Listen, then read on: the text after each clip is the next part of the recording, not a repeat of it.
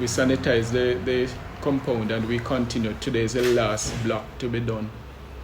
So the entire school has been washed down. We are currently securing or procuring thermometers. We actually just got in 5, and we are expecting that the Ministry of Education will provide another 2 they would have indicated.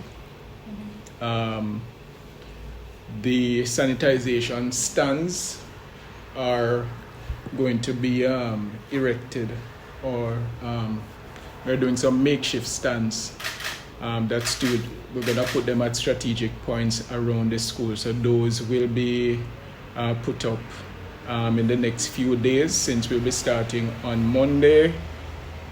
We've already had our meetings with parents and our teachers. That was last week, and we are going to follow up now by virtue of meetings that would have been held yesterday, as well as the manual that came out from the ministry. We are actually going to now put together what we call a stakeholders bulletin after our senior managers meeting tomorrow. So all of those meetings to just get everybody properly calibrated and on one platform, that will be done.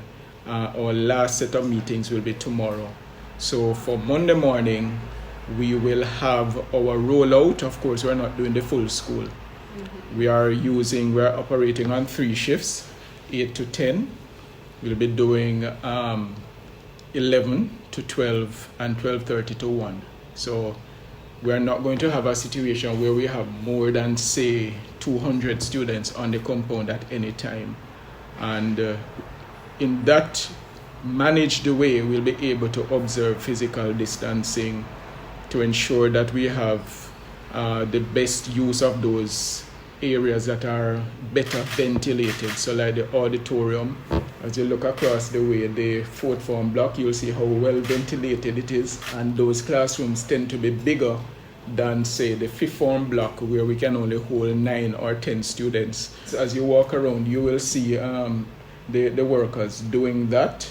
As we said, we've washed down everything, and so we've had to remove the desk and chairs from the areas that we'll be using. So we're not using the entire plant by virtue of the shift arrangement that I just told you about. The fact too is that there's a different schedule based on that shift system that we will be implementing. So at no time will you have more than, say, 5 or 6 teachers on the plant. So that is how we're doing it. So it's not the traditional timetable, and we have what is called a virtual school timetable. It's none of those 2 timetables. It's an alternative schedule just for the 5th and 6th formers who will be coming to the revision.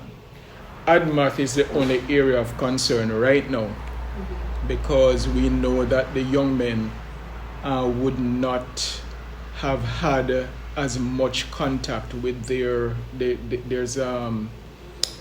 one particular teacher. Well, that's the situation now, that we know the students would not have had as much contact. So we'll be boosting that. We had to redeploy a teacher to assist those AdMath students. So we are going to be bumping up the number of contact sessions for AdMath in particular. That, as well as Spanish, those are the 2 areas that we'll be giving some concentrated effort, because remember too, Spanish has the orals.